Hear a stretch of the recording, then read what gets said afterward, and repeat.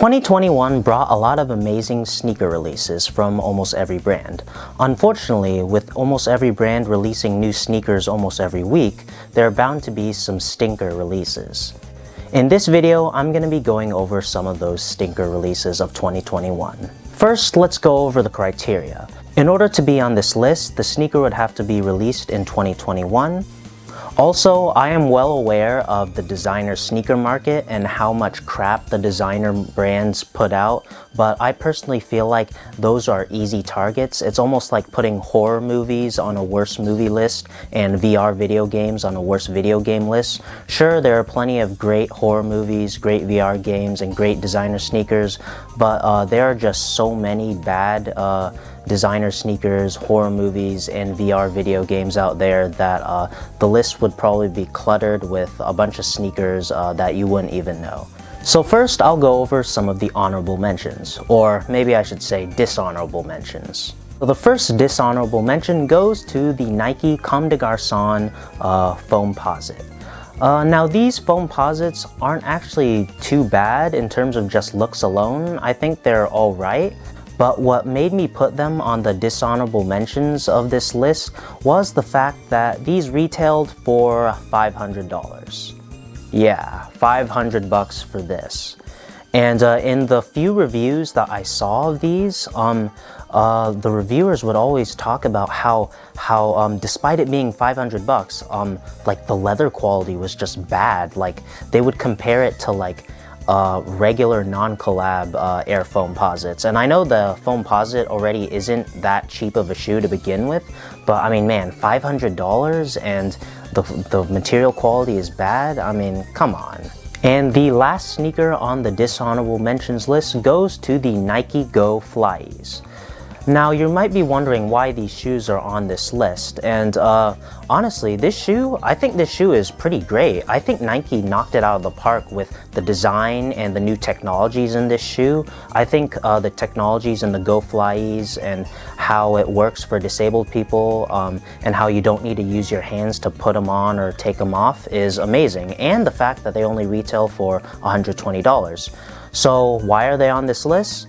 They are on this list solely for the fact that Nike just didn't make enough stock of this shoe for some reason. Like they had a release date. I mean, thankfully it wasn't on the sneakers app, but it might as well have been on the sneakers app with how limited they were, because no actual disabled people were able to buy these. They would, all resellers and bots would scoop them up and resell them.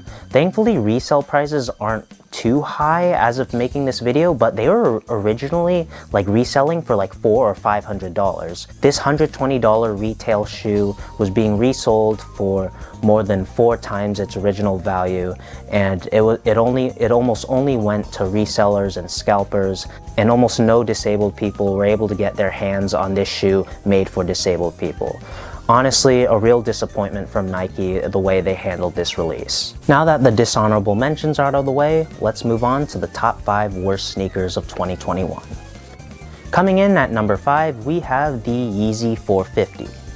Now this shoe, when it was initially leaked and a few images popped up online of just the shoe by itself, I originally thought it was a weird shoe. I mean, technically, almost everything from Yeezy is weird. I mean, it's definitely not for everyone, but I originally didn't really care for this shoe when I simply saw it alone in the leaked images. But for whatever reason, when I finally saw these pictures of the 450 on feet, it looked worse. And I'm not too sure I can say that about many other sneakers. Usually, sometimes it's like when a sneaker doesn't look that good by itself, it might look better on feet. But for whatever reason, I just really disliked the 450 when I saw it on feet. Like, it looked worse when it was on people's feet for whatever reason. It looks like, I guess because by itself, it just looks like some weird art piece that isn't necessarily meant to be worn, but it just looks weird on people's feet, and it definitely does not look good on people's feet. And the last thing about this is that in those little crevices where the kind of spikes meet each other, I've seen reviewers talk about this shoe and how it could trap dirt and dust in those little round crevices, and that sounds like a big pain to clean. Honestly, the only saving grace about this shoe is that most of the colorways were made in Germany, so I mean, there's that. At least it wasn't made in China or something, but yeah, honestly, a shoe that looks worse on feet and is a pain to clean. Coming in at number 4 is the entire Nike Off-White The 50 Dunk Collection.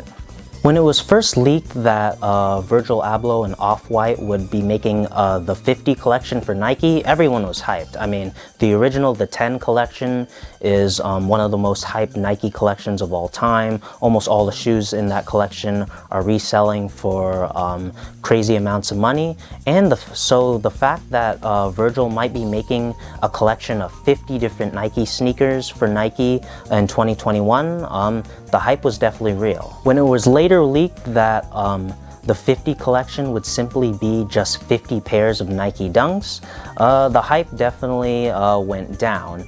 But thankfully, people were still hoping for some cool colorways. I mean, 50 different Dunk colorways, I mean, how could you mess that up, right?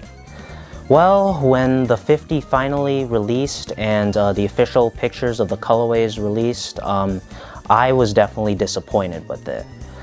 Honestly, I don't know how anyone really likes this collection.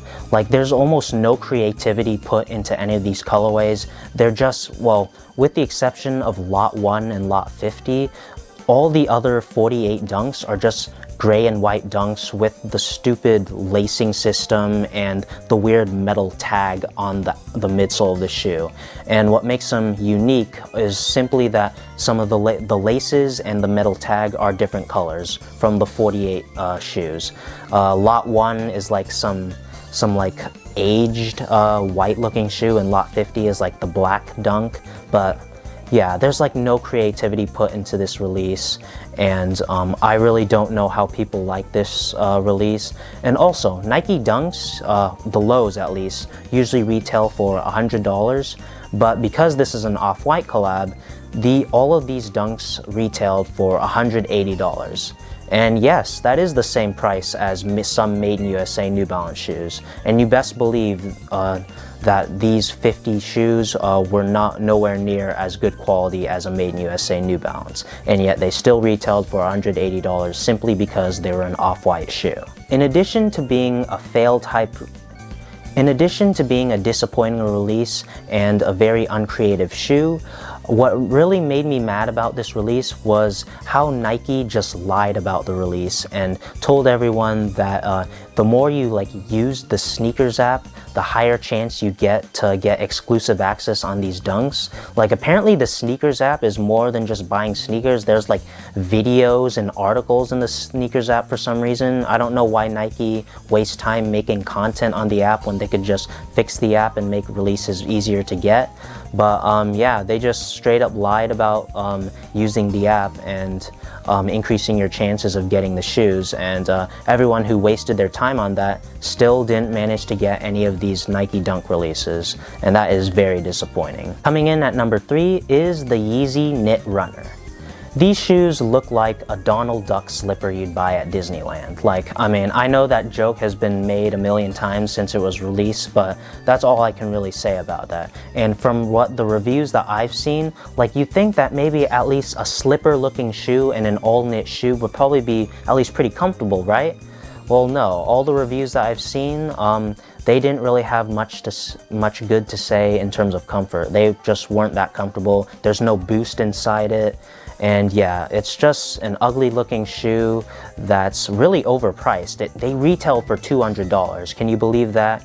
They're not even made in Germany. They're made in China. They look like a Donald Duck shoe. And if it couldn't get any worse, there's also a boot version of the shoe for some reason that retailed for $400. Yeah, a very ugly, weird release from Yeezy. And coming in at number 2, we have the Nike and Comme des Garçons Premier. So the Nike Premier is simply just a soccer cleat, But for some reason, Comme des Garçons wanted to collab with this silhouette and turn it into like a high heel shoe for whatever reason. I mean, I guess this shoe has two uses. Like maybe you're on the runway and then you have a soccer game to go to after. It's the perfect shoe for you, right? Yeah, this shoe is hideous. I don't know why it exists. And the fact that it retails for over $600 is beyond me. I mean, I guess this could be technically like a designer shoe. Maybe I'm just cheating on my own list since Comme des Garçons like a designer brand, but I mean, it's still a collaboration with Nike. It's very overpriced, it looks hideous, and it is definitely a horrible release. And coming in at number 1, my personal worst sneaker of the year goes to the Nike Swarovski Air Force 1. Where do I even begin with this shoe? Like why? Why does this shoe exist? Like I want to go into the design meeting for this shoe. Like why did they think that a modular, like just an ugly webbing on top with some Swarovski crystals, like who thought that was a good idea? Like it comes with a screwdriver so you can take it off? Like, I mean, when I first heard Nike Air Force 1 and Swarovski, I thought of something similar to the Swarovski crystal dunks. It would just be an Air Force 1 covered in a bunch of crystals. Still probably be overpriced, but I mean, definitely not something as ugly as this. I mean, like why?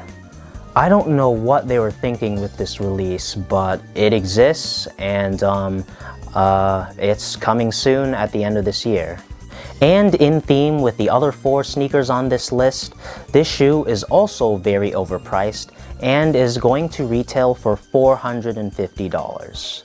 Yeah, just for those ugly Swarovski crystals in that horrible mesh design, modular design on top of it. $450 for this piece of crap. So we're finally done with the top 5 worst sneakers of 2021.